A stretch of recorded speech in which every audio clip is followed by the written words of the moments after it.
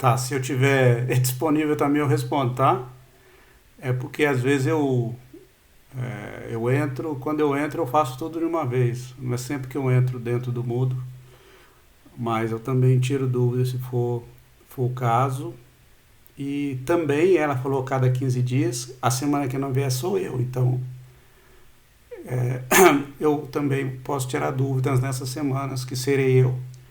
O meu computador aqui eu consigo escrever na tela, tá? Então eu também tenho uma câmera aqui que eu posso, aquela câmera, uma câmera boa aqui que eu consigo escrever no papel. Então eu consigo tirar dúvidas também, tá? Mais alguma questão sobre a organização do curso, alguma dúvida que vocês tenham com relação ao sistema de avaliação, como é que vai ser? Pode perguntar, Arley. Boa noite.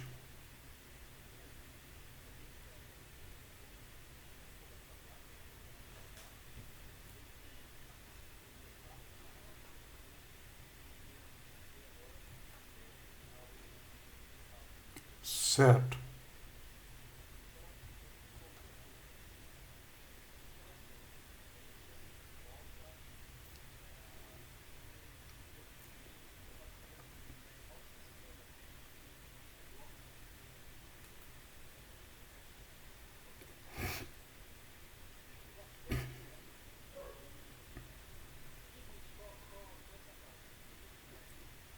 Bom, valeu, Arley. Eu vou tentar responder para você com relação à frequência, à nota. E em relação ao acesso, eu também não sou muito do bom nessa coisa do Moodle, tá? Porque na verdade eu estou usando o Moodle pela primeira vez esse semestre, tá? Mas eu estou aprendendo também. E não é relativamente intuitivo. Eu usava muito o Classroom, mas o Moodle é bastante bom, tem mais recursos. Então vamos lá, ó. A presença para ser aprovado, você tem que ter 75% de frequência. Como essa frequência vai ser contabilizada? Cada atividade que você fizer durante a semana, então, como eu falei, são 14 semanas, você vai ter. Então, teria que ter 75% das 14 aulas. Não sei, tem que fazer a conta aí para ver o que dá. Como eu vou contabilizar a frequência semanalmente? Então, para contabilizar a frequência semanalmente, eu disponibilizei para cada aula um questionário e uma tarefa. Então, se você entregar ou o questionário ou a tarefa, você vai ter já a presença da semana, porque está dizendo que você participou daquela atividade, tá? Então, com relação à presença, entregando uma ou outra já conta como presença. Agora vamos ver com relação à nota. Para passar é 60%. Então, a média é 6. É 6? É 6, tá. Tá, então a média é 6. É que você balançou a cabeça aí, eu falei, opa, é porque eu acharia que era igual do presencial. 6. Então vamos lá. Então, ó, a média é 6.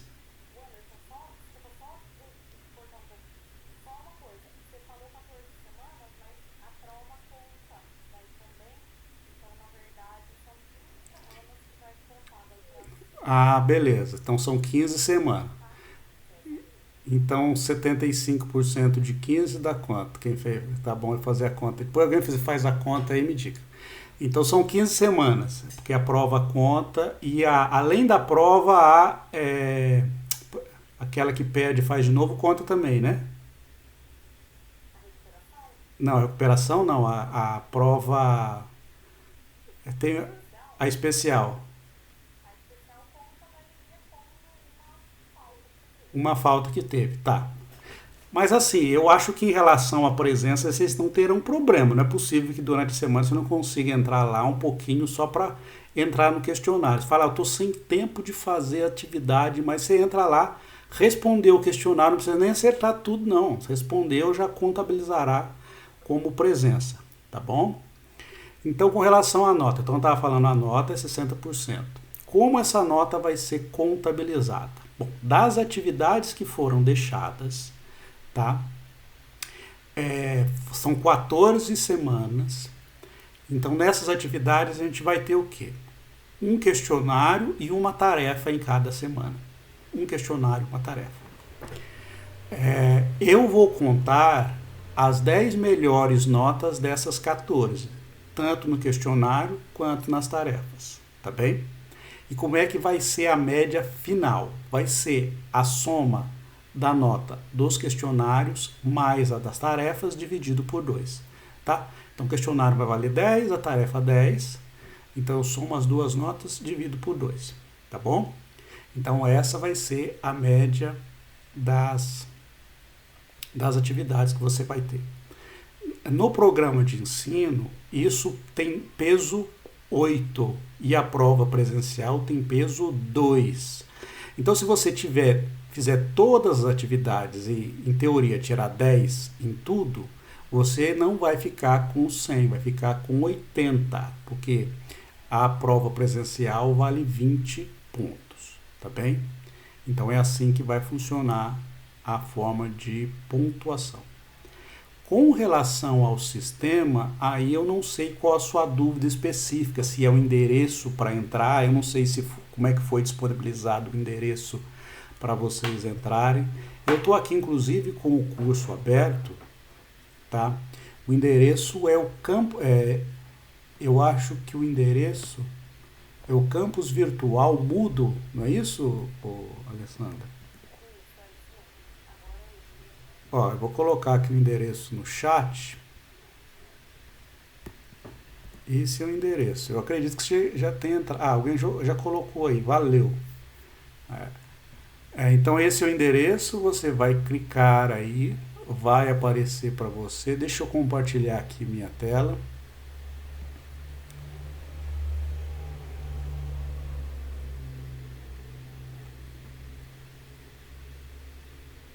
Eu não sei se você está vendo aí, então. Para mim vai aparecer só matemática para gestores ambientais, que é o que eu tenho aqui como da matéria, tá? Então, na primeira página, na apresentação da disciplina, eu coloquei algumas coisas importantes aí. Então, ó, aqui estão os avisos, se você clicar aqui tem os avisos que eu vou colocando, ó, coloquei ó, aula síncrona hoje, a partir das 7h30, disponibilizei a segunda aula, aqui é da semana passada, aqui já, tá? Disponibilizei a primeira aula, aí tem o outro fórum, que é o fórum de dúvidas, tá? Que tá aqui. Eu, em geral, quando eu entro, eu coloco os avisos aqui, as dúvidas vocês colocam no fórum de dúvidas, tá? Aqui, acho que foi só uma pessoa que perguntou algumas coisas, mas quando vocês mandam alguma dúvida, eu recebo e-mail lá, então aí, quando eu posso responder, eu entro e respondo. E aqui tem algumas coisas, diga.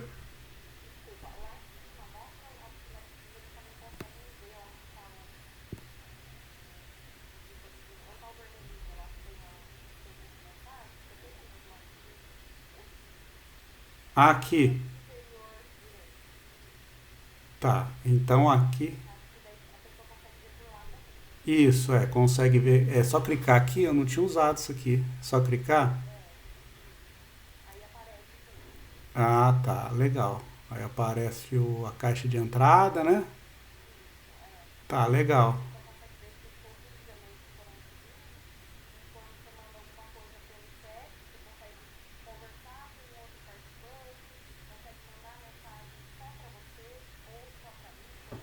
Aham.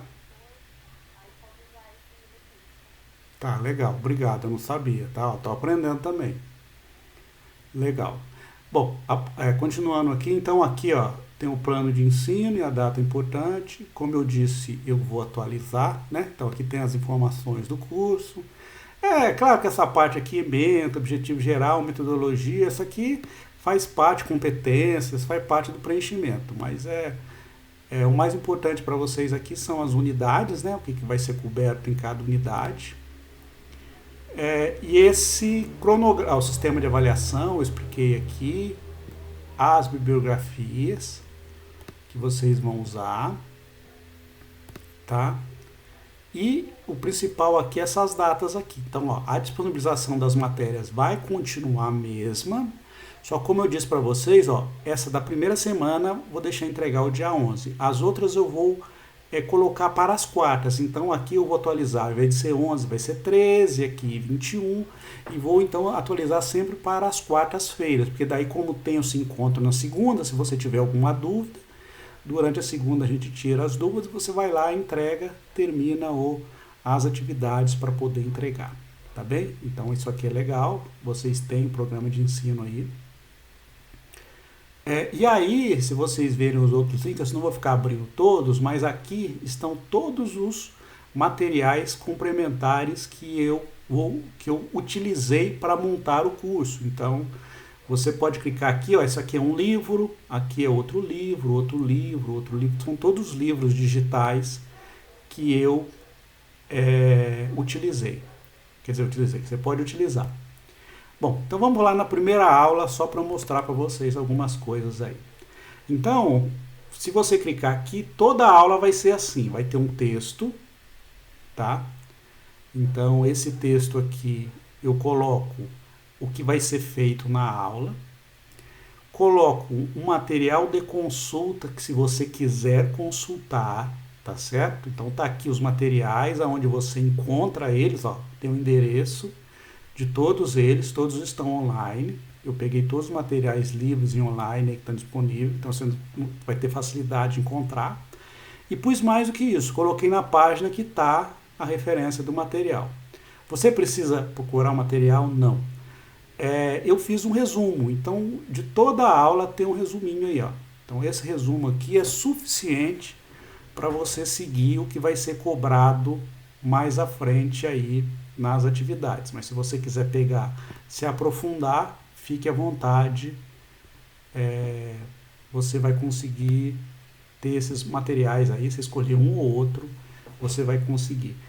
Não tem ordem, tá? O primeiro não quer dizer que é melhor. Aqui, ó, você fala, o primeiro livro é melhor? Não, não tem ordem. Todos são bons, todos têm as coisas necessárias aí para aprender o que você está necessitando.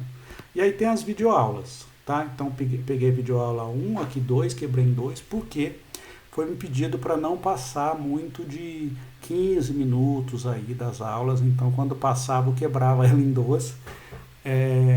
Então, na verdade, as aulas eu procurei ser mais curto do que 20 minutos. Eu, em geral, sou muito prolixo, quem tem aula comigo sabe que eu falo demais, tá?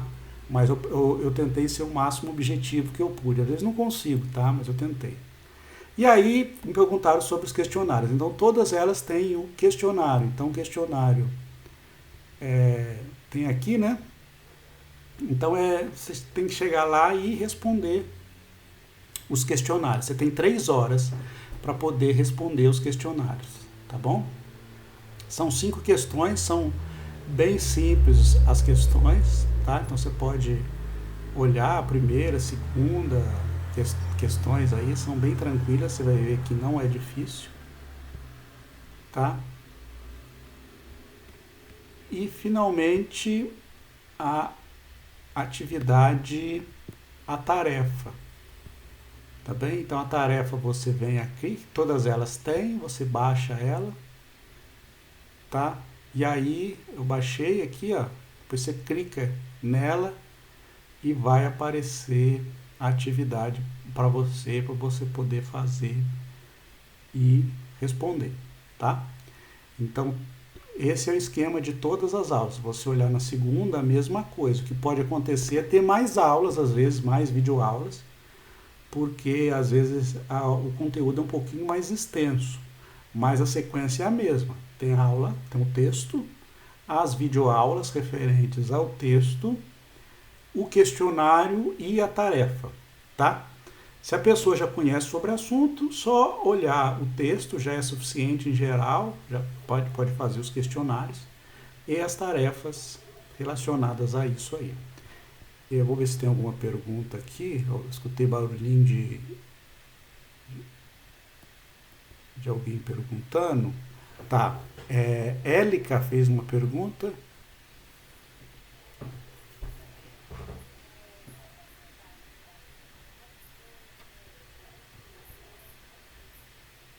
As segundas, sim. As segundas. As segundas. Vamos tentar manter sempre no mesmo horário para ter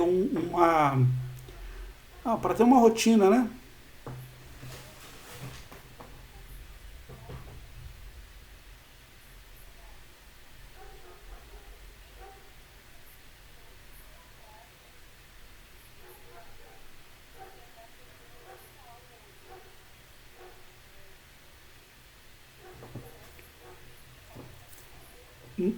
Eu não sei, porque eu acredito que muita gente. Porque assim, eu abri a sala com o meu e-mail da Unifal. Então, todo mundo que tem um e-mail institucional e tem um link consegue entrar sem eu precisar permitir que entre. Então, não sei qual o problema que você teve, tá? Mas-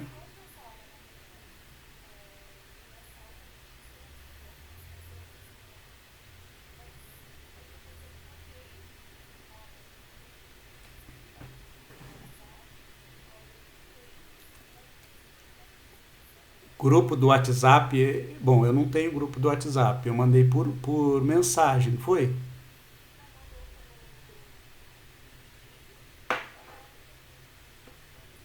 Tá.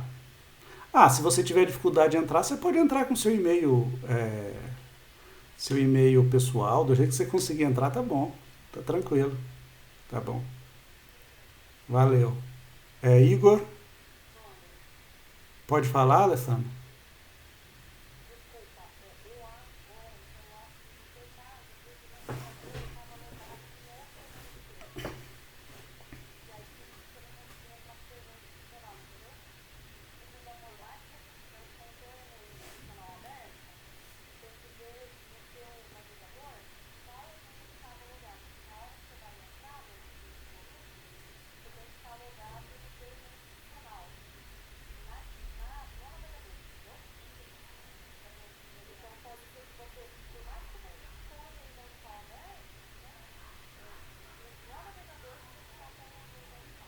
É da incompatibilidade, né, que você está dizendo.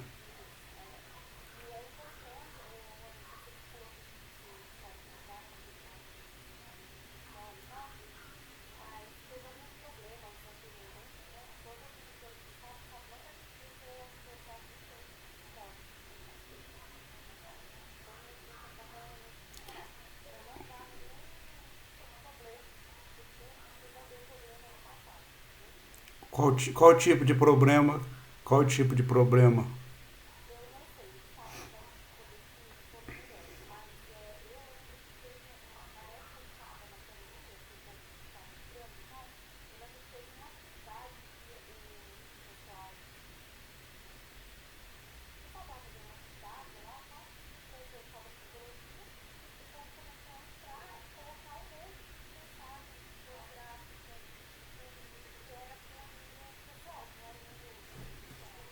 Tá.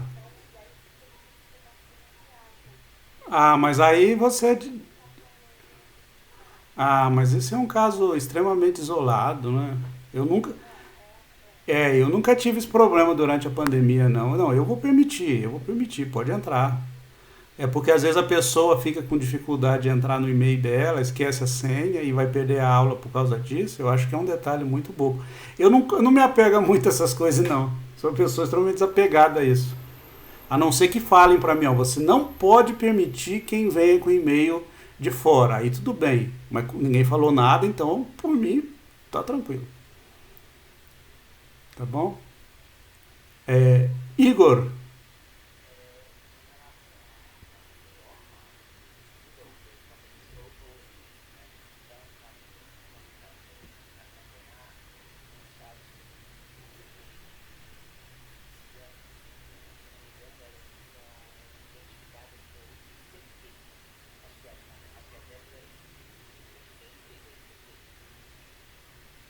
ICT significa Instituto de Ciência e Tecnologia, que é onde está baseado o curso.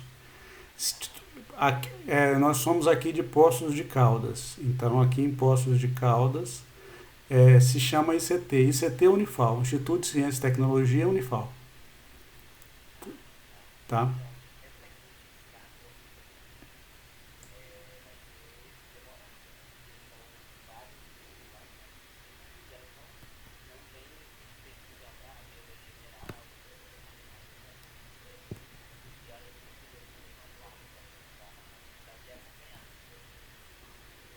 Olha, você sabe que eu não sei. Isso, por favor, isso aí por mim eu não entendo nada disso.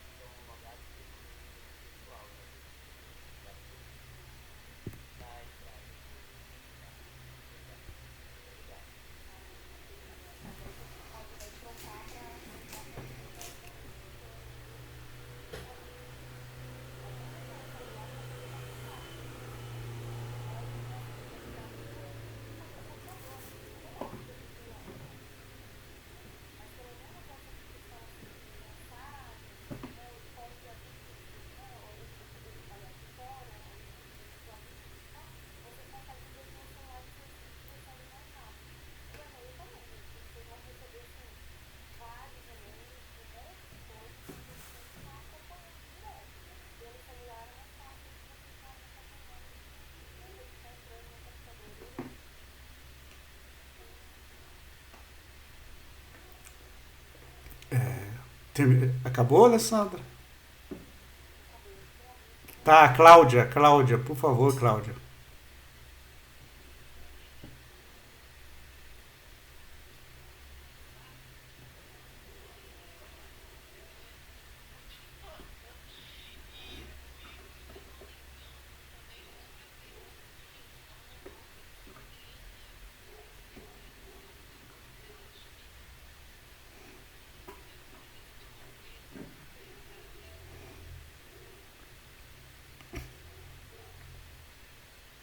É, não sei quem pode responder. Eu não sei porque eu não tô no WhatsApp. Você-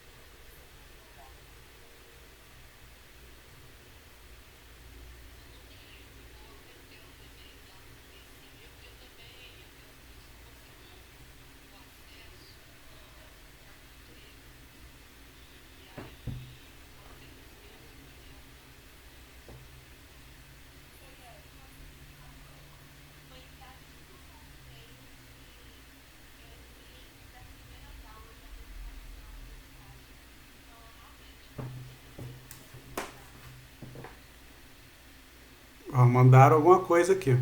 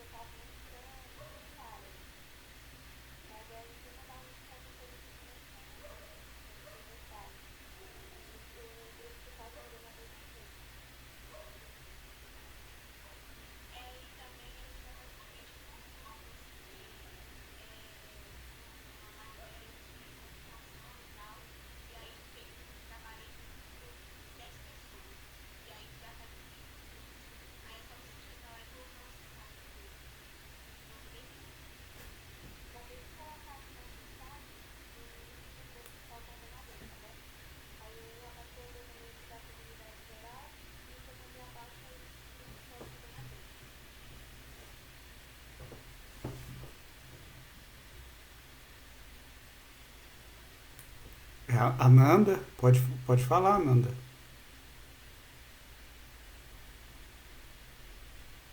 Pode ter levantado a mão. Se alguém quiser falar mais alguma coisa, tiver mais alguma dúvida.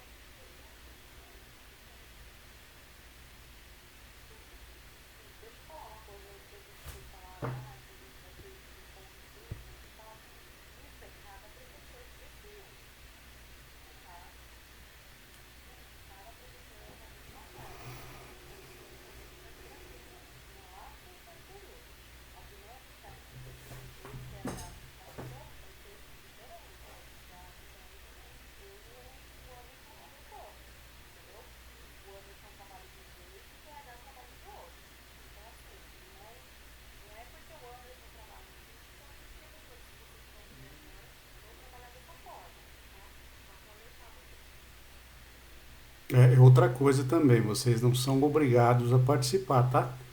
Porque às vezes a pessoa, às vezes eu não tenho tempo. Não, se você participa, como a Alessandra falou, eu também vou gravar. Hoje eu não estava gravando, mas agora eu passei a gravar. Mas eu vou gravar as aulas, tá? As dúvidas que as pessoas tenham, para poder disponibilizar também no link no YouTube. Mas eu, realmente, como ela falou, cada professor tem a dinâmica, cada professor tem a liberdade para fazer como queira, tá? Eu vou fazer desse jeito, eu prefiro assim, que a gente tenha algum encontro, esses encontros semanais, para vocês terem essa rotina e se tiver dúvida, matemática é importante, sim, porque às vezes é uma pequena dúvida, uma coisa boba, pode atrapalhar você no entendimento e aí você pode ter dificuldade em compreender o que vem mais à frente. Mas eu também não sei como que o professor vai agir, cada professor vai agir, tá? Então é isso. O Arley, você tem uma dúvida? Tá com a mão levantada?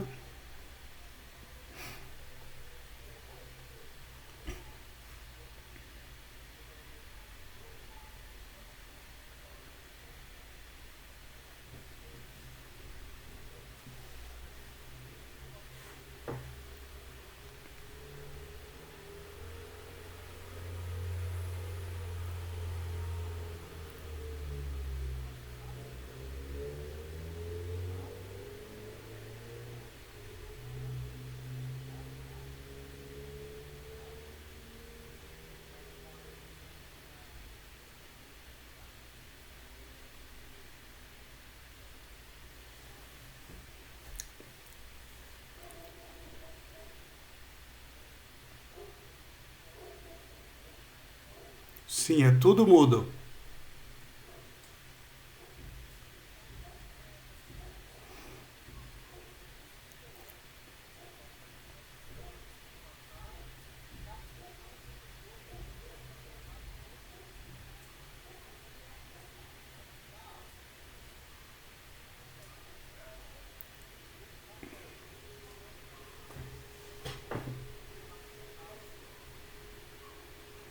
Uhum. Isso.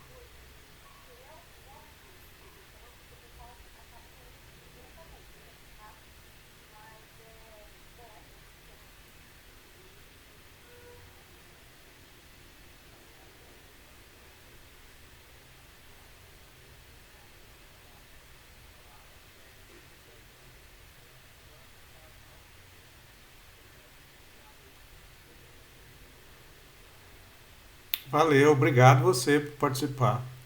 Alguém tem mais alguma pergunta? Pode ser em relação à matéria também, tá?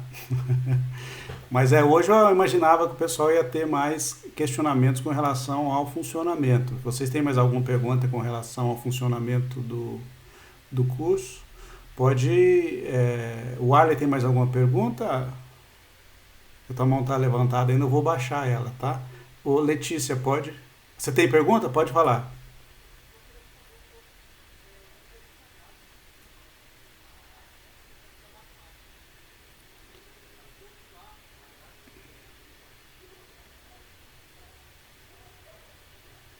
O que você chama de grade?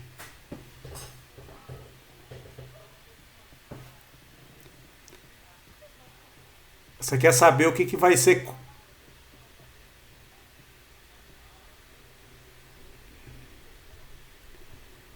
Tá, você quer saber quais são as matérias cobradas dentro dessa disciplina, correto? Aí, basicamente, a ementa do curso. Tá, eu vou compartilhar a tela de novo e vou mostrar para vocês. Espera aí, então.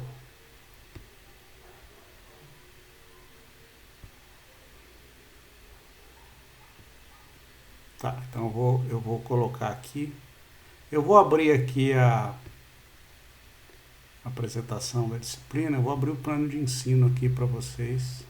Eu vou mostrar o que vai ser cobrado aqui no curso. Então vamos lá, ó. Esse é um curso bastante básico de matemática, realmente bastante básico. Então quem. Tá bom, pera aí, dá para aumentar aqui. Vocês conseguem ver?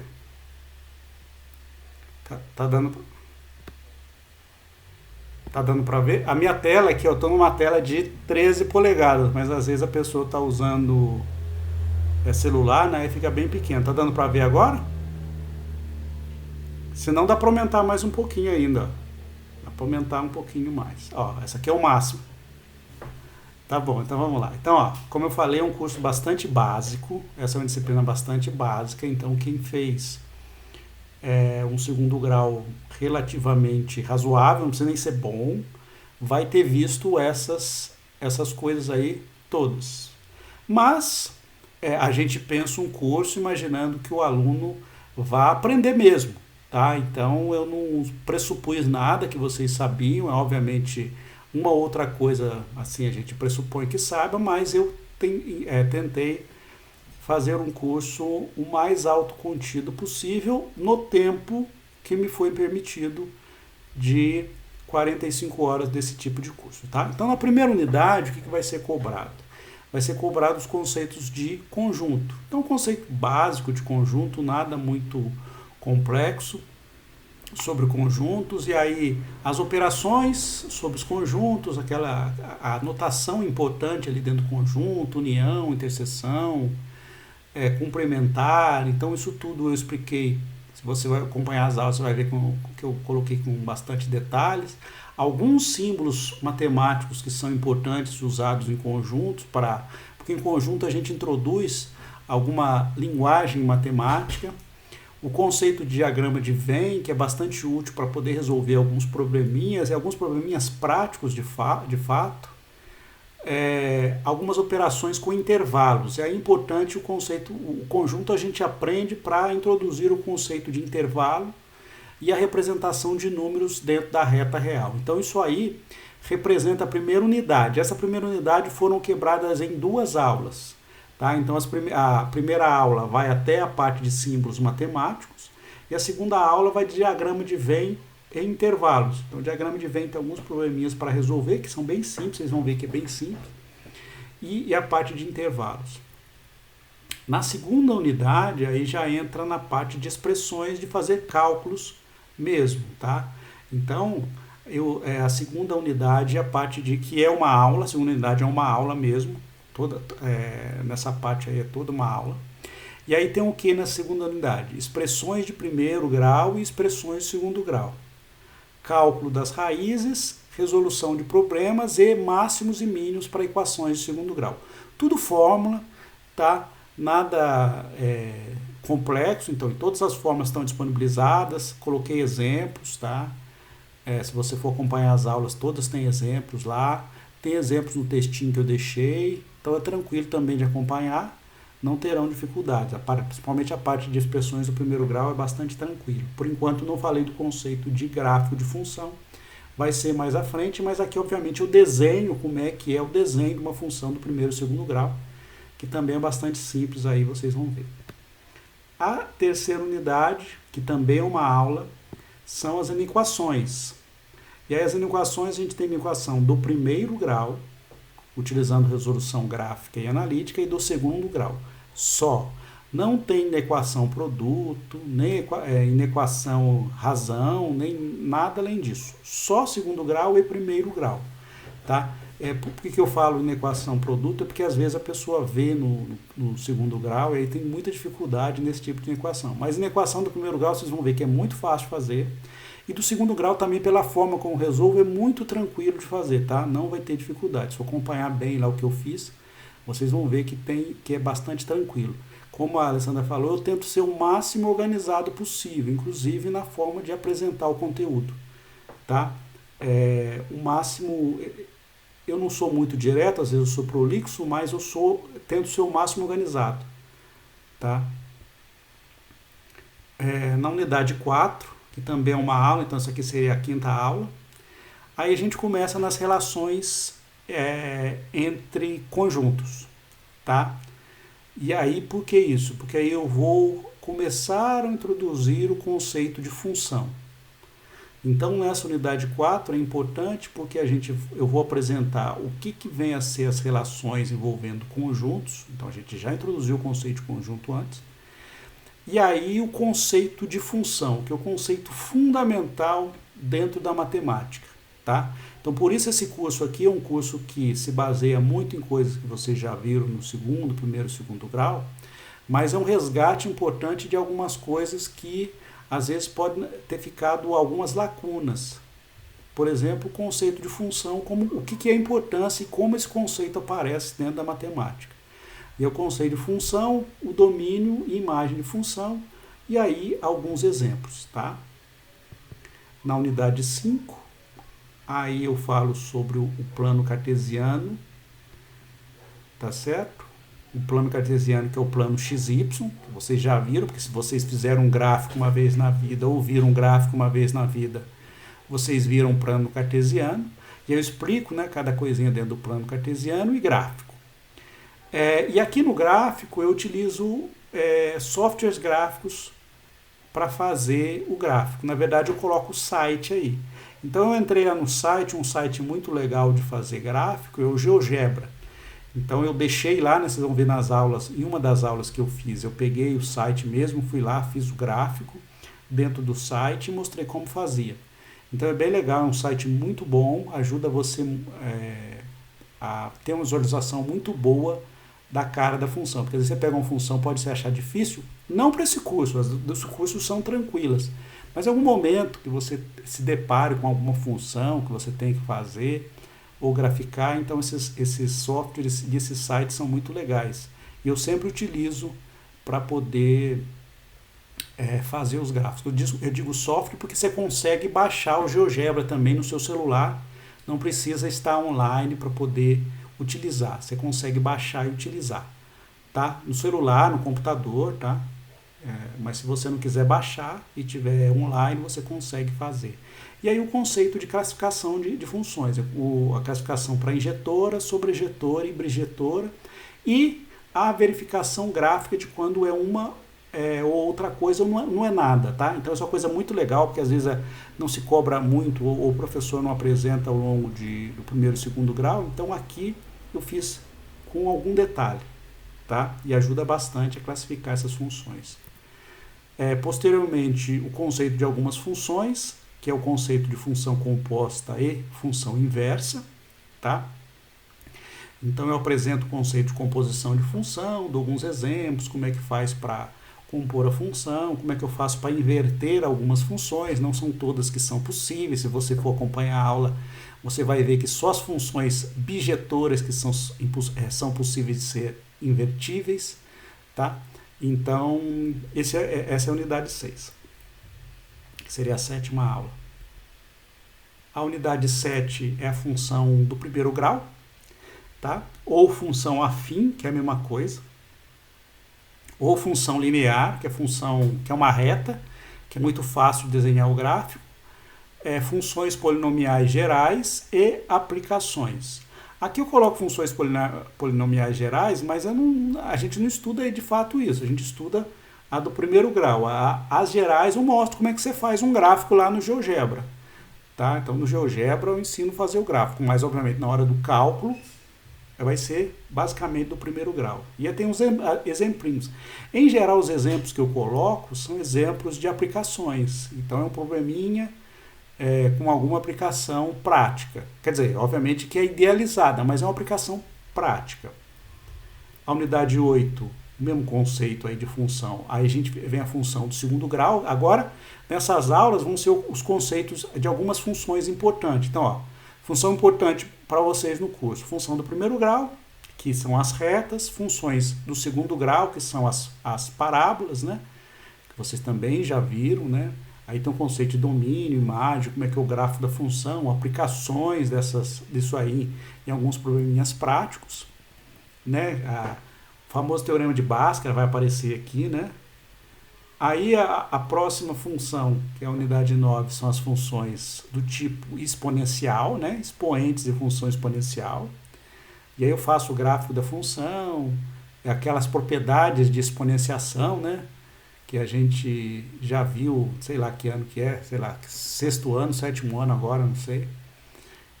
São essas propriedades que são exploradas aqui e o conceito da função exponencial. Posteriormente, a gente fala sobre o conceito de logaritmo, que é o conceito de inversão da função exponencial, e as propriedades e aplicações. As funções logarítmicas têm bastante aplicações, tá? Mas também nada complicado, coisa tranquilo, né? Tentei ser o máximo objetivo nas atividades, mas são importantes, né, para a gente trazer esse conceito, um conceito útil para os alunos. Muitas coisas, por exemplo, tem o crescimento exponencial e logaritmo, então essas coisas aparecem efetivamente em problemas práticos, bastante em problemas práticos, mas está vendo que não tem nada de cálculo aqui, é só matemática mesmo, básica. E depois, finalmente, as últimas partes são trigonometria. Então, a trigonometria eu quebrei em algumas aulas. Foram 3, basicamente, unidade 11, 12 e 13. Então, a trigonometria primeiro no triângulo retângulo, onde eu apresento o conceito de seno, cosseno, tangente, outras expressões trigonométricas aqui, não muito detalhadas, né? Mas basicamente seno, cosseno e tangente. Eu apresento o conceito de secante, o cossecante, o cotangente, apresento inclusive o gráfico, porque muita gente, por muitos anos, né, quando eu estava no segundo grau, eu ficava curioso como é que era o gráfico dessas funções, né? Nunca ninguém mostrava para gente. Então eu apresentei também, mas não há muito necessidade de se aprofundar muito nisso aí. E algumas aplicações que também são bastante tranquilas.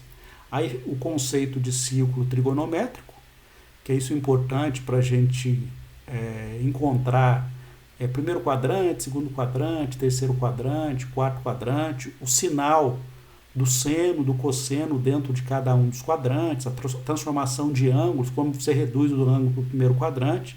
Então isso tudo eu fiz, a relação envolvendo grau e radiano, porque em geral as pessoas estão acostumadas a medir ângulos envolvendo graus, mas nos cálculos efetivos, matemáticos, a gente tem que usar radianos, então essas relações de transformação. E finalmente, eu acho que essa aqui, unidade 13, é a última, as funções trigonométricas, não são todas. Eu falo basicamente das funções seno, cosseno e tangente. E aí, basicamente, máximo, mínimo dessa função e algumas aplicações. Não sei, não tem unidade, não, é só isso, até a unidade 13. Tá? Então são essas partes cobertas no curso. Então você olha, basicamente é o que é cobrado no segundo grau, né? Em teoria, no segundo grau. Isso que é cobrado no segundo grau, mas tem muita coisa que tem no segundo grau não tem aqui, né? Então essa é a parte só de funções. O curso, como a Alessandra estava falando, né? Ele foi reformulado. Para quem estava o ano passado, era um curso, em teoria, seria um curso de cálculo. Então teria derivada, integral, estatística, Eu acho que era um curso de 90, a carga horária era de 90 horas, e aí ele foi quebrado em dois, mas removeu-se a parte toda de cálculo e se tentou fazer mais a parte de matemática com essas aplicações, tá? Então, muita gente já faz tempo que eu não vejo matemática, ou as pessoas não tive segundo grau muito bom. Pode ficar tranquilo, vai conseguir acompanhar sem muita dificuldade, porque na verdade isso já vai dar uma boa ajuda, né, no conceito matemático que vocês possam vir a adquirir aqui, tá? Mais alguma pergunta dentro do que eu apresentei? Você ficou com alguma dúvida?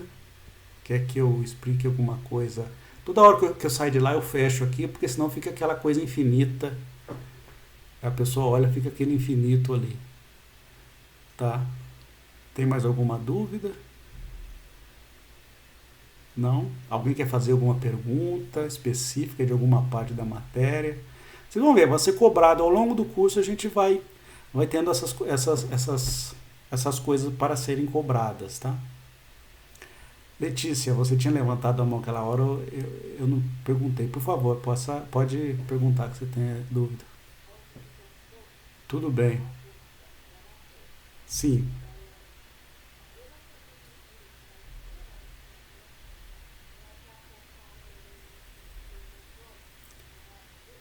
isso. A união de conjunto não é o que está em A e em B ao mesmo tempo, não.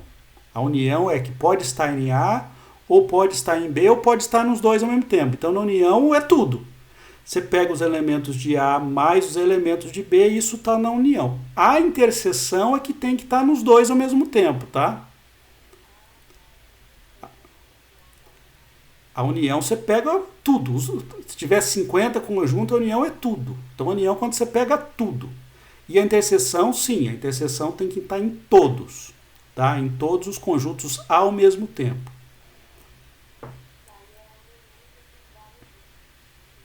A interseção é que está igual nos dois, exatamente. Obrigado você. Se vocês quiserem que eu escreva alguma coisa, é só pedir.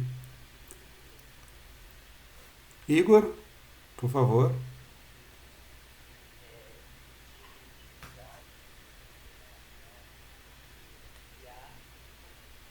Uhum.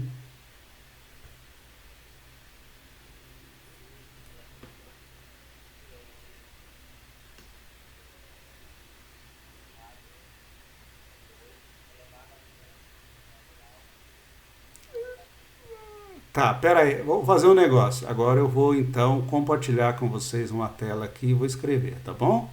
Vou desligar minha câmera aqui, porque agora eu vou usar o meu computador como tela de escrita, tá bom?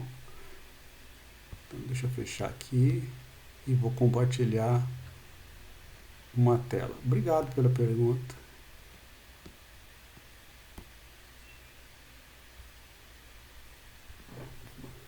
Vocês estão vendo aí? Tá, então esse aqui é a minha tela aqui. Ó. Tá conseguindo ver eu escrever? Então vamos lá então, ó. Quando eu apresentei para vocês o conceito de conjuntos e vocês olharem aí o conceito de conjuntos, os conjuntos que eu coloquei aí inicialmente são conjuntos que têm elementos dentro. Sei lá, qualquer conjunto de números aí, 1, 2, 3, 4. Suponho que tem esses elementos aqui. Aí, você fez especificamente a pergunta sobre os subconjuntos que eu posso construir a partir de um conjunto A. Esses subconjuntos são chamados de partes de A, tá? Então, são todos os conjuntos que eu consigo criar a partir de A. Quais seriam eles? Então, por exemplo, você olha para A. Quais conjuntos você pode criar? Você pode criar os conjuntos com um elemento apenas. Ó, o 1, esse é o conjunto 1. O 2, o 3, o 4. Tá bem? Então, isso aqui são 4 conjuntos com um elemento. Aí a gente pode fazer com 2 elementos. Quais são eles? O 1 com 2. Você fala, professor, o 2 com 1 dá? Não. Ó, conjunto não importa a ordem. O conjunto 1, 2 é o mesmo conjunto 2, 1, tá bem? Quando eu for falar mais à frente de par ordenado, aí importa a ordem, mas conjunto não importa a ordem. Então, o conjunto 1, 2 é o mesmo que o conjunto 2, 1. Então, o próximo seria 1 com 3, o 1 com 4. O 2 com 3, o 2 com 4 e o 3 com 4. Isso aqui são com 2 elementos. O próximo, com 3 elementos. Então, seria 1, 2, 3. 1, 2, 4. 1, 3, 4. 2, 3, 4. Seria com 3 elementos. E, finalmente, o próprio conjunto, porque todo conjunto é subconjunto dele mesmo, tá? 1, 2, 3, 4. Se você contar aqui, ó, são 4 com um elemento. 1, 2, 3, 4, 5, 6 com 2 elementos. 1, 2, 3, 4 com 4 elementos. 1 com... Desculpe, é 4 com 3 elementos e 1 com 4 elementos. No total, se você olhar aqui, vai dar 4 com 6 dá 10, com 4 dá 14, com 1, 15. Está faltando um conjunto. O conjunto vazio, exato. O vazio, ele é subconjunto de qualquer conjunto. Como é que você representa o conjunto vazio? Assim ou assim. Nunca assim, tá? Isso aqui não é o conjunto vazio, isso é o conjunto que contém um vazio dentro. Tá bem? Então, 16. É um teorema. O número de subconjuntos que você consegue construir de um conjunto é sempre 2 elevado a n. Aqui, como eu tenho 1, 2, 3, 4 elementos, a quantidade de subconjuntos que eu teria seria 2 elevado a 4, que é 16. É coincidência? Não. Você sempre terá 2 elevado a n subconjuntos de um conjunto. Ou seja, dado um conjunto, você consegue construir 2 elevado a n subconjuntos. Tá? Então você perceba que no máximo, que assim, com 4 já deu trabalho, deu 16. Imagina se eu desse para você um conjunto com 10 elementos. Seria 2 elevado a 10. 2 elevado a 10 é 1024. Tá? Imagina, o professor pediu 1024 subconjuntos. Aí é tortura, né? Não é questão. Tá bem? O que mais de pergunta? Vamos lá, agora já abri a minha telinha, agora estou disponível.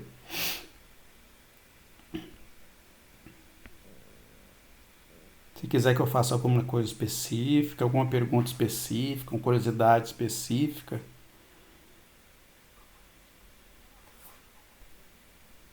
Você quer anotar? Depois eu mando para vocês, eu tiro o print aqui e mando. Você entende a minha letra? Nem eu não entendo.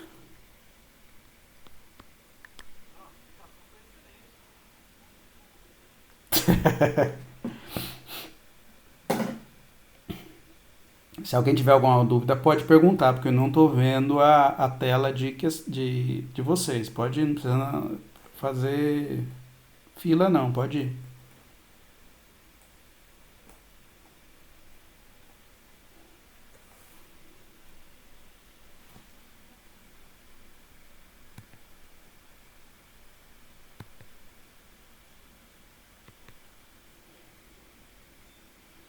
Oi.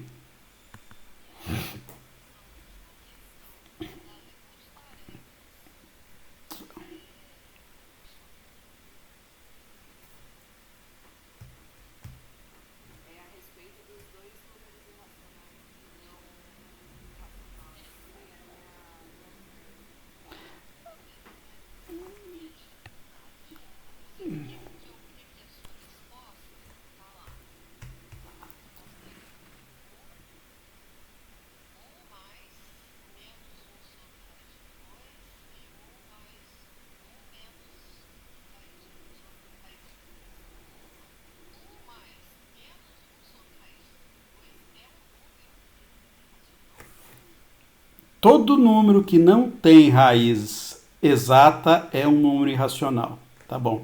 Então vamos lá, ó, só para situar vocês aí.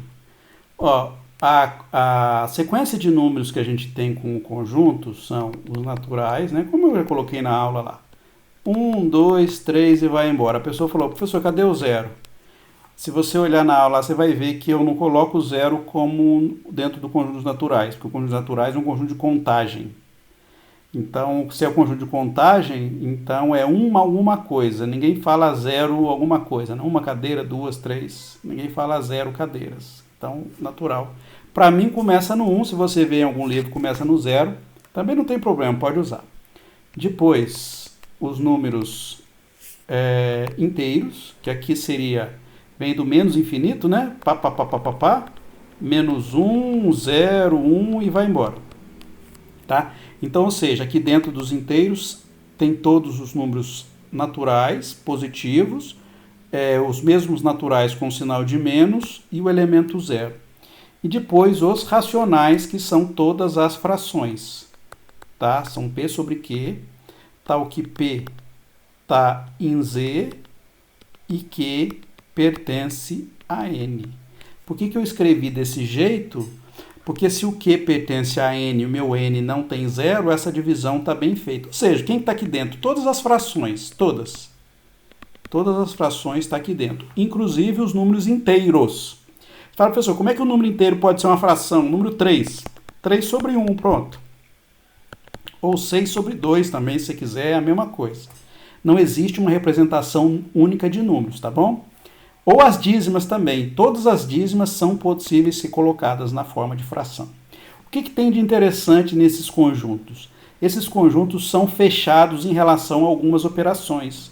Por exemplo, se você pegar um número natural e somar com outro natural, vai dar natural, não vai dar outra coisa diferente. Se você pegar os números inteiros, você somar dois inteiros, ele vai continuar dando um inteiro. O racional também, se você pegar dois racionais e somar, vai continuar dando um racional. Tá? O racional, se você pode somar, pode subtrair, pode multiplicar. Se você multiplica dois racionais, continuará dando um número racional. Os irracionais, quem está dentro do conjunto dos irracionais? Qualquer número que não tenha raiz exata. Por exemplo, o irracional, quem está aqui dentro? Raiz de 2, tá. Ah, professor, raiz de 3, também está aqui dentro. Na verdade, a quantidade de números que está dentro dos irracionais é maior do que dos racionais, tá? Todos são infinitos, só que o infinito do irracional é maior. A gente chama isso de cardinalidade. Então, qualquer número que tenha uma raiz que não é exata, mora aqui dentro. E tem mais lá, por exemplo, o π está aqui dentro, o número e está aqui dentro, tá? Então, a quantidade de números que tem aqui dentro é muito grande. É infinito, mas é um infinito maior do que os infinitos anteriores. Tá bem? Bom, só que os irracionais, eles não são fechados em relação à soma. Você pode pegar, por exemplo, dois irracionais e somar e dar um número que não é irracional. Aí um exemplo que eu coloquei lá, por exemplo, seria assim, ó, 1 mais raiz de 2.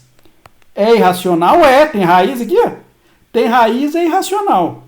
Tá? Ah, você fala, professor, mas o primeiro não é irracional. Não importa, se tiver uma soma de 250 milhões de números mais uma raiz não exata, é irracional.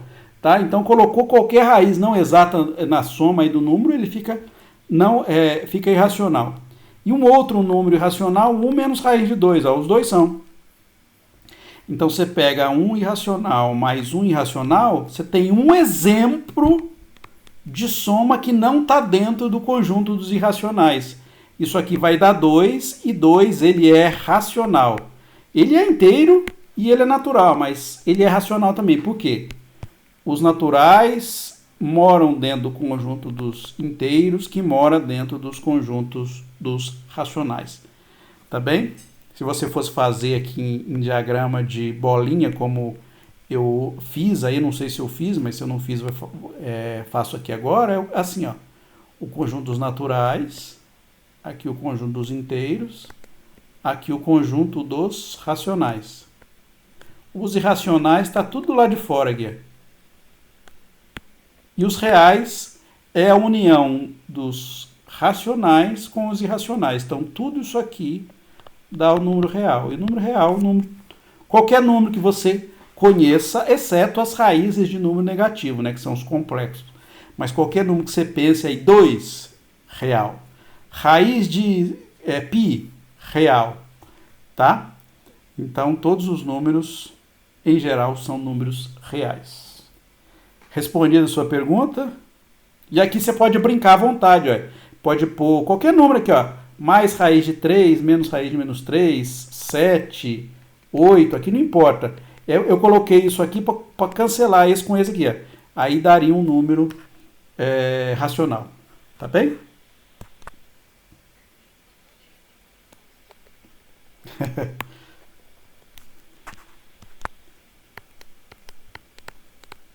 O que mais?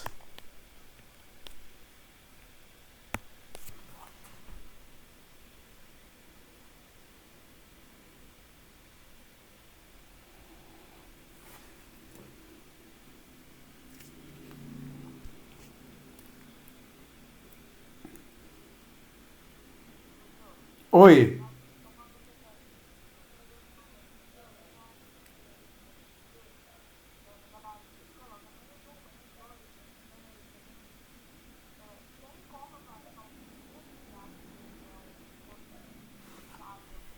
Eu pedi os primeiros 5 números inteiros dizer. Ah, então eu pedi errado. Não eram os 5 primeiros inteiros de N, não?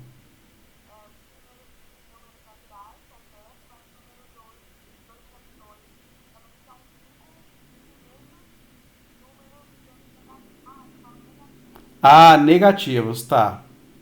Porque você começa a contar, mas você começa a contar negativo. Tá, eu começaria a contar o negativo a partir do menos um. Então seria menos um, menos 2, menos 3, menos 4 e assim sucessivamente. Como eu pedi os 5 primeiros inteiros negativos, aí para mim faz sentido começar assim. Porque eu começo porque assim, né? Como é que você coloca a numeração aí dentro do conjunto? Então a gente tem o zero, que não é nada, nem é positivo nem negativo. Então, se eu falo os 5 primeiros positivos, eu começo a partir do zero e começo a contar. Então, seria zero, o próximo 1, 2, 3. Estou pensando nos naturais, tá? Naturais ou inteiros. Porque racional já não tem mais, os números já não tem mais uma distância um do outro. Então, 2, 3, 4 e assim vai embora. Agora eu quero os 5 primeiros negativos. Ó, começo em zero e vou contar. Menos 1, menos 2, menos 3, menos 4, menos 5. Agora, se eu falasse quais os 5 primeiros números dos números inteiros, aí ficaria ambíguo mesmo, porque você pode falar, professor, eu quero começar lá no menos infinito. Aí não daria, mas como eu falei os 5 primeiros negativos, aí eu estou imaginando que eu estou começando no zero e contando daqui para cá. Então, meu ponto de partida vai ser o zero, seus 5 primeiros negativos ou 5 primeiros positivos. Tá?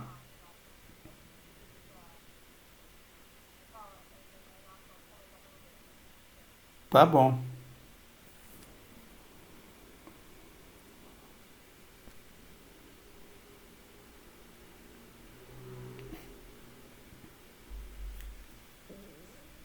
Mais alguma pergunta?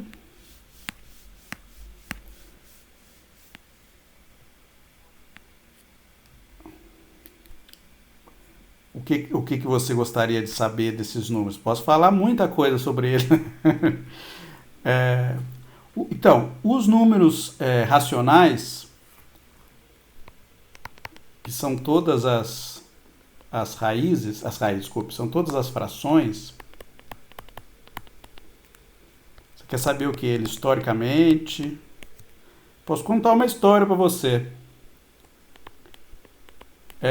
Sobre os conjuntos numéricos, esses conjuntos numéricos aqui, só um adendo importante. A pessoa pode pensar que os conjuntos numéricos eles são tão antigos quanto a matemática. Na verdade, a classificação dos conjuntos numéricos ela é bastante recente dentro da matemática, tá? Ela, quando eu falo recente, é realmente recente mesmo. Não tem 300 anos, ou talvez tenha 300, pouco mais de 300 anos, como classificação de conjuntos.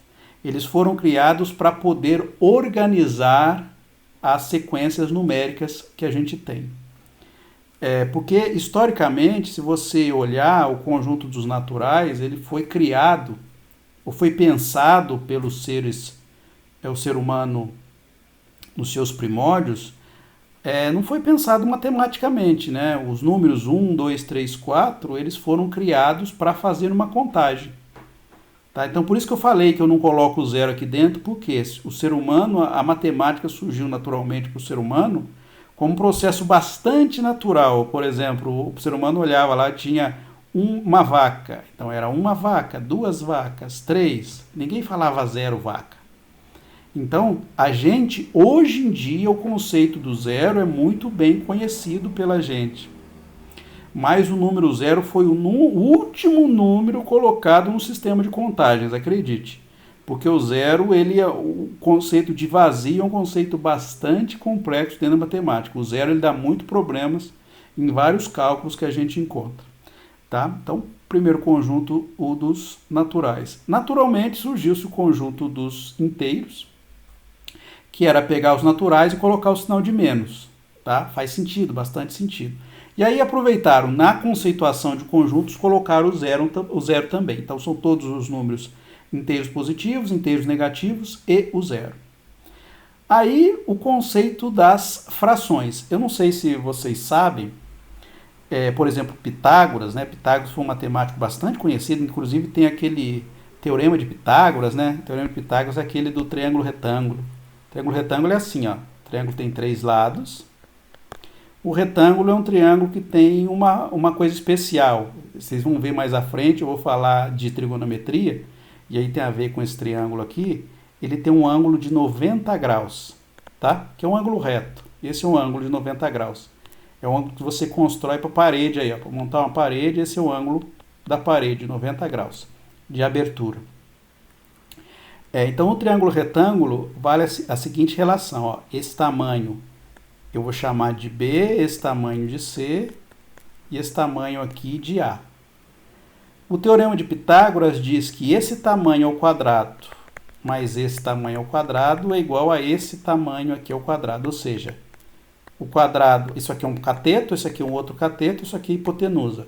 Soma do quadrado do cateto é igual ao quadrado da hipotenusa. Então, se vocês até tem a música do Mamonas Assassinas, né? Não é no tempo de muita gente aí, mas de alguns de vocês Então ele fala do teorema de Pitágoras. Fala de modo errado, se você olhar a letra lá, não está certo, mas fala lá na letra. Bom, por que eu falei de Pitágoras? Porque Pitágoras ele tinha uma ideia muito simples do universo. Ele dizia que qualquer número podia ser uma razão de inteiros. Ele imaginava que tudo era assim. Isso era a beleza do universo, está associado à harmonia do universo. Então, qualquer número pode ser colocado nesta forma, que é a forma de 2 números inteiros, tá? P sobre Q. Só que a gente sabe que isso não é verdade. Pitágoras sabia que isso não era verdade, mas ele jurou de pé junto até ele morrer que qualquer número podia ser colocado na forma de fração. Então, por exemplo, qualquer número, você fala, professor, número 3 pode ser colocado na forma de fração? Pode, 3 sobre 1. Número 7, 7 sobre 1. Número 3,2 pode ser colocado na forma de fração? Também pode. Os decimais todos podem ser colocados na forma de fração. Como é que você escreve isso aqui, ó? 32 dividido por 10. As dízimas, você fala, professor, o que é dízima? Não lembro mais o que é uma dízima. 0,9999 vai embora. Ó. Isso é uma dízima. Isso é uma dízima periódica simples. Você está vendo? Está repetindo o 9 aqui. Ó. Como é que você escreve esse número aqui na forma de fração? Tem uma fórmula aí que diz o seguinte. para você criar a dízima simples. Você escreve o período, que é o que se repete, então nesse caso é o 9, dividido, então aqui seria seguido, como é que é mesmo? Não lembro mais. É 9 dividido por...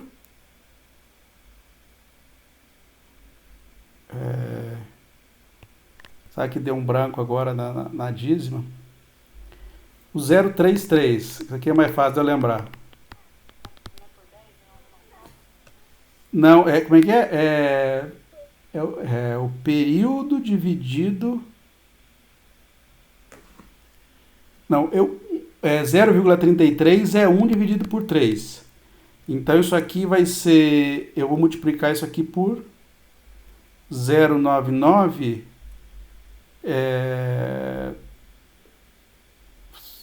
Será que eu esqueci?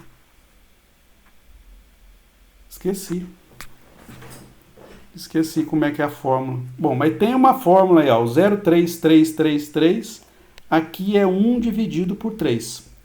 Tá? 10 dividido por 9 não dá, porque 10 por 9... Eu não sei, não me lembro mais. Tá? Mas também não importa. Então isso aqui é uma dízima periódica simples. Por que simples? Porque o período é o 9 aqui. Você pode ter uma dízima assim, ó, 0,345, 345, 345. Essa também é uma dízima.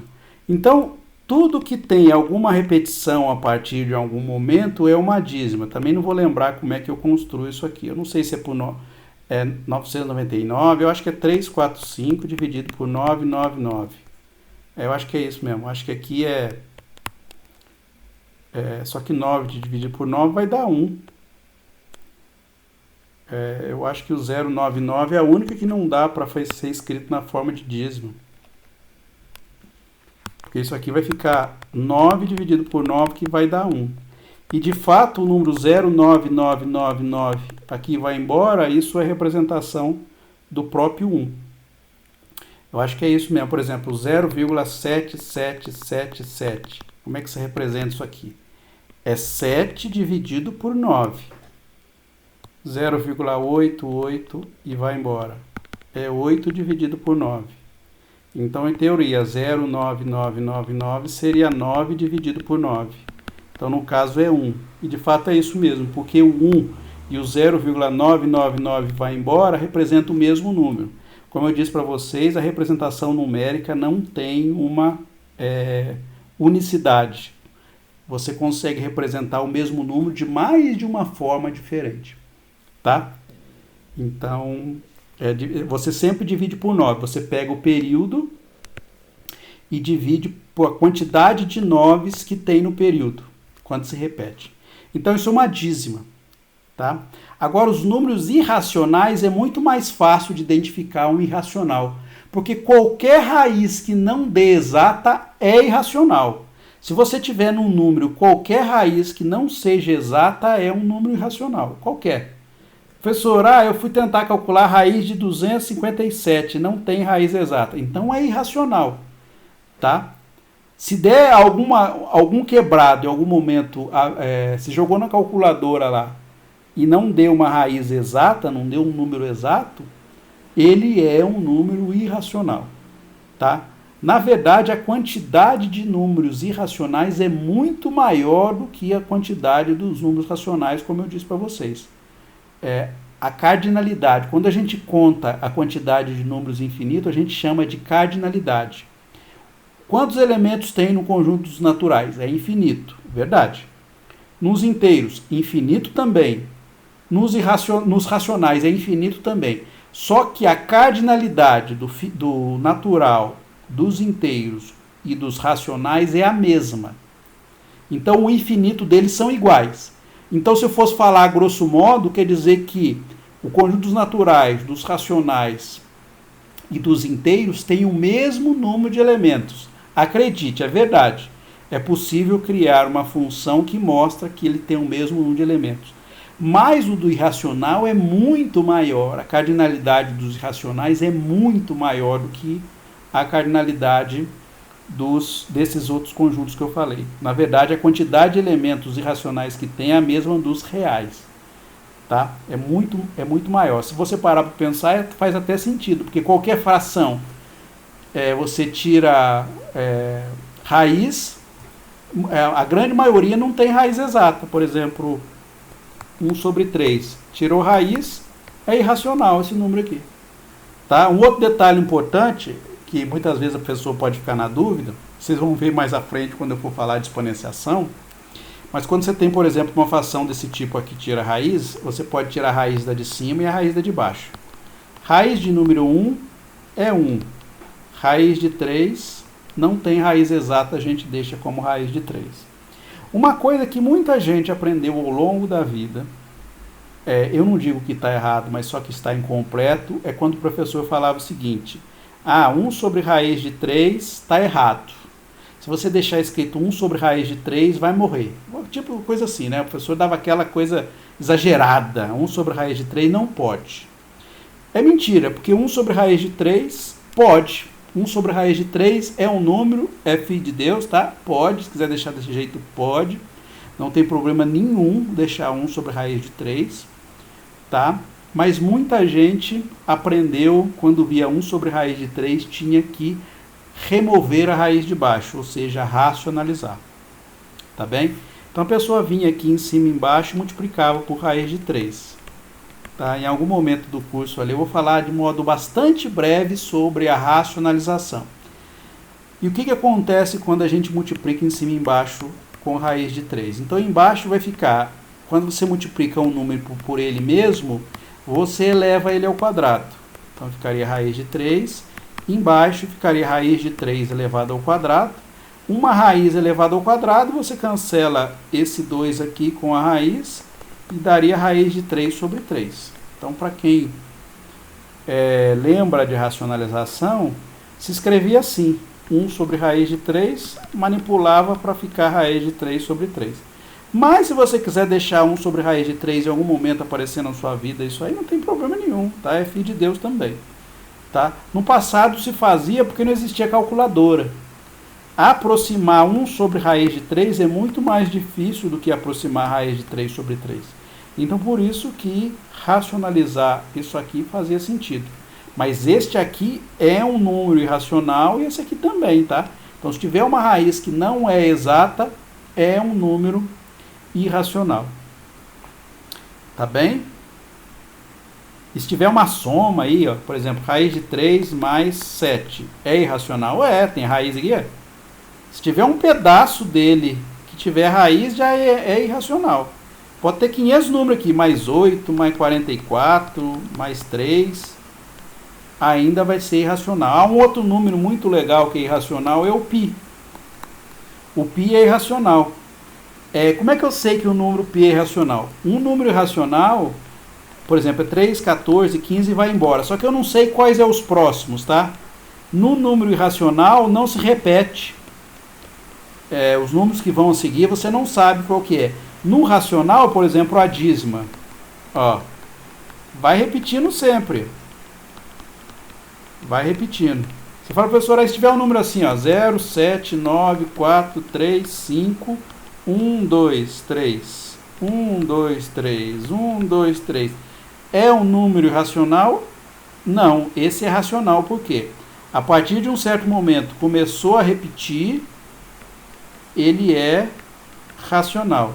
Então, a ideia do número racional é quando você representa ele como um decimal aqui, mesmo um decimal infinito.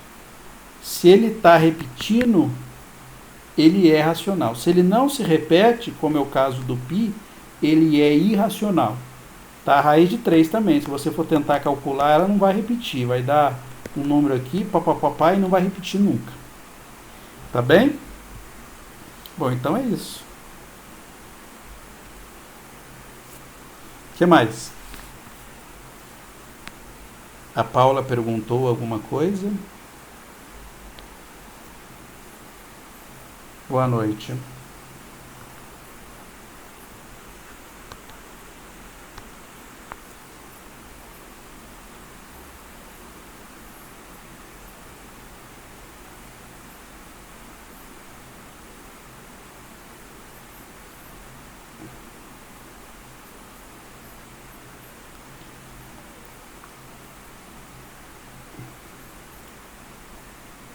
Vamos ver então. Como é que é o exercício? Dita aí para mim.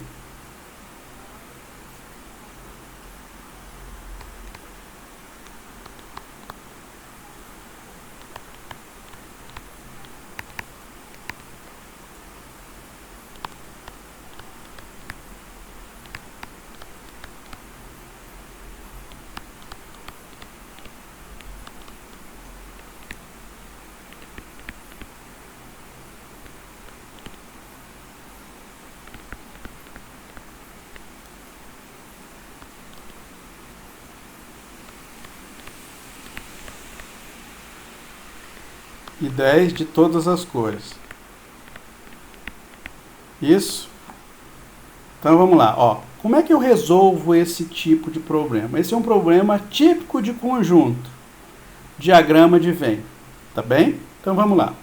Então como é que eu resolvo? Ó, eu crio uma caixinha. A caixinha vai ser o meu conjunto universo. Ou seja, todo mundo da brincadeira vai estar dentro da caixinha. Aí eu vou colocar os conjuntos. Verde, vou pôr verde e vermelho é VE, então vou pôr VD para ser verde. Vermelho, então vou pôr VR e azul. Azul vou pôr A. Como é que a gente começa resolvendo esse problema? Sempre na interseção maior possível.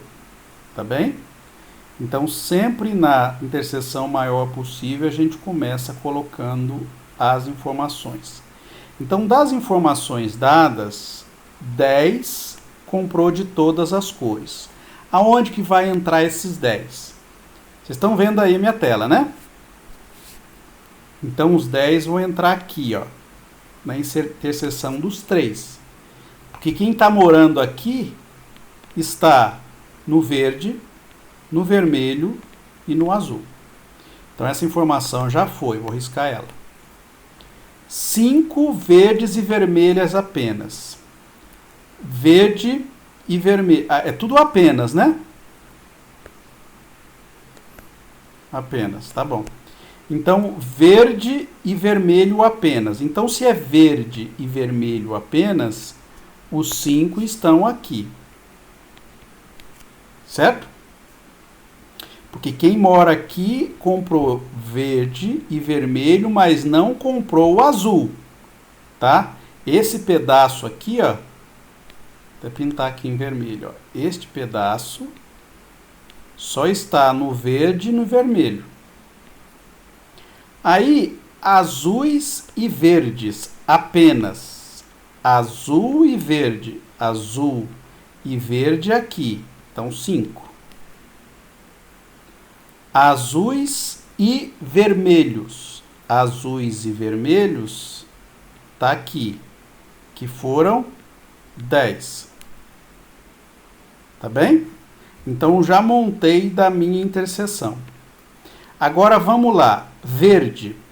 Quantas pessoas compraram verde? Foram 20. Só que já tinha 5 comprado verde e vermelho. 10 que comprou verde, vermelho e azul. E 5 que comprou verde e azul. Então, não sobra ninguém que comprou só verde. Aqui é 0. Se você somar 5 mais 10 mais 5, já vai dar 20. Então, quanto que sobra aqui? Nada. Tá certo? Porque quem mora aqui dentro, o total do verde tem que dar 20. Aí o vermelho agora. O vermelho foram 30. Então, se no vermelho foram 30, aqui é 10 mais 5 dá 25. Sobra quanto aqui? Sobra 5 só. E finalmente azuis que foram 40. Então, ó, 10 mais 10 dá 20, mais 5, 25. Para 40, 15. Então, meu diagrama foi montado assim. Então, quem está no verde, no vermelho ou no azul, comprou alguma camisa. Quem está do lado de fora não comprou nada. Então, vamos lá. Então, aqui ficou, vamos fazer a soma aqui, ó. 5 mais 5 dá 10. mais 10, 20, mais 10, 30, mais 15, 45, mais 5, 50. Sobrou do lado de fora 50 para dar o 100. Tá certo ou eu que fiz errado lá?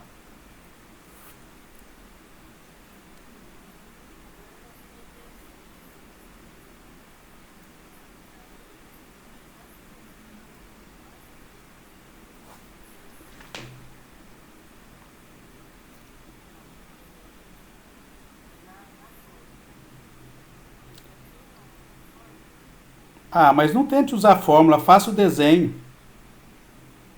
A fórmula é possível de usar também, mas eu recomendo você fazer o desenho.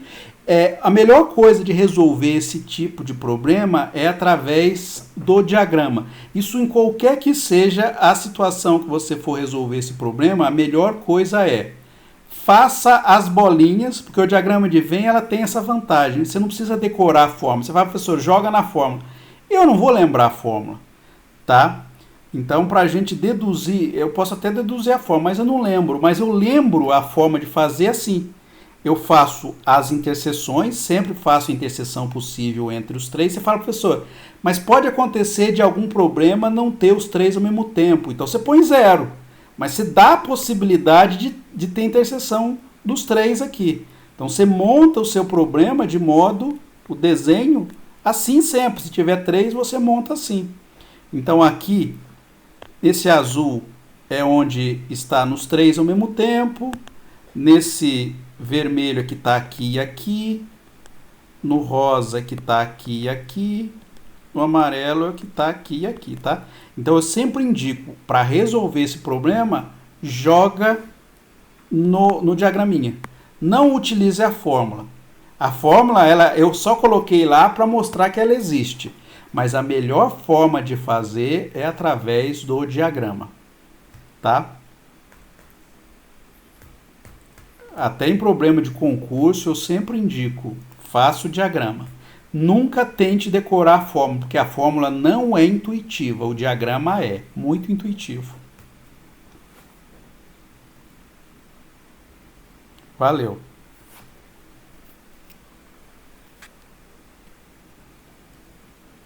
O que mais? Mais alguma pergunta, dúvida? Agora eu animei, vamos lá.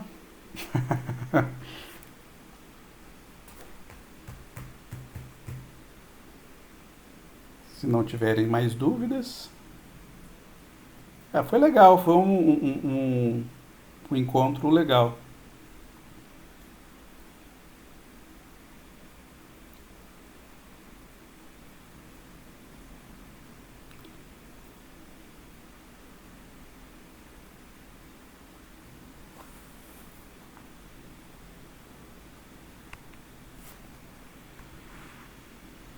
Podem perguntar, tá?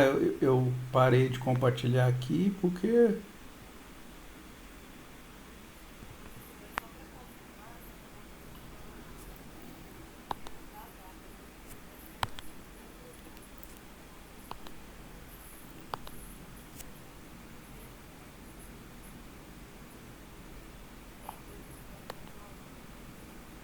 Vou mudar. Eu já vou fazer isso agora para eu não esquecer. Eu vou atualizar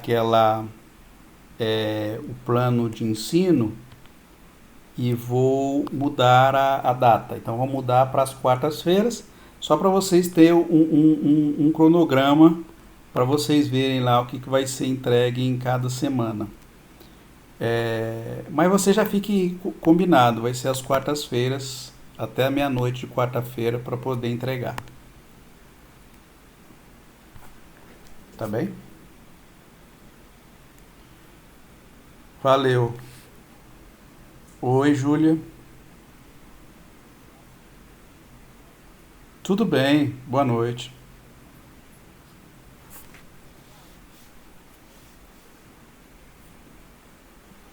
Vai ser semanal. Uma semana vai ser eu, a outra vai ser a tutora. Tá? E aí, obviamente, se chegar uma semana vocês precisarem mais que eu venham 2 seguidas, não tem problema. Eu só combinei de eu revezar com a tutora porque é bom, porque em geral os alunos eles têm um pouco mais de liberdade com o tutor do que com o professor, mas vai ser semanalmente. Tentarei fixar sempre, tentarei fixar não, já deixar marcado as segundas-feiras. Então se algum professor marcar, fala assim, não, essa segunda-feira já é minha, tá? A não ser que por algum motivo a pessoa precise, né? Eu também não sou muito chato assim, mas se houver liberdade para o pessoal marcar outro dia, segunda-feira eu prefiro, tá bem? Então já fica combinado.